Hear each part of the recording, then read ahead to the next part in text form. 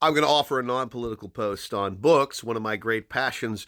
I've been reading the work of Dan Simmons in chronological order, and I finally finished A Winter Haunting, which after three really terrible books, The Crook Factory, Darwin's Blade, and the okay hard case, is kind of a return to form.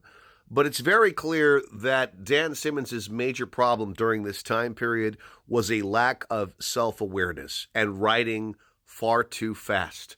I mean, the guy obviously is a smart motherfucker, and at his best, Carry On Comfort, the Hyperion books, he is a tremendous titan, a multi genre titan on the order of Jack Vance.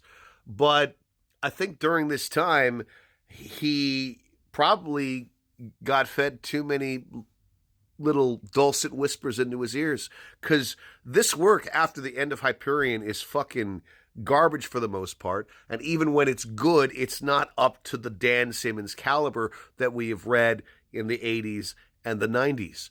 And as a writer, it's very instructive to read a wonderful guy who lost his fucking way sometime in the early noughties. I haven't read Ilium and Olympus, which are the two, Roman allegory books, and I understand that those are very good. I understand that The Terror is very good.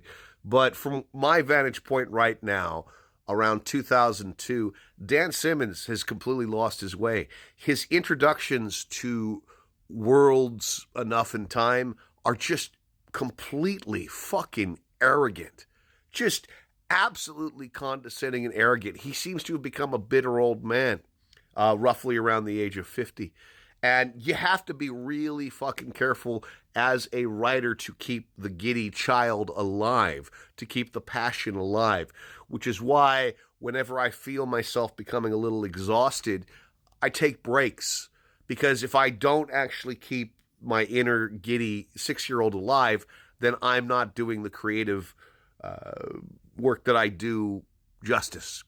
I want to always have that sense of joy and being in touch with the darker elements inside me and being fearless as a writer to try new things. I think Dan Simmons cultivated an ego and lacked self-awareness, because these books are fucking dogs, man. I mean, these 3 books right after the end of Hyperion, they're fucking dogs, man. I mean, it's a goddamn shame, because the dude has fucking talent. And hopefully I'll see some of it when I get through the course of reading the full oeuvre.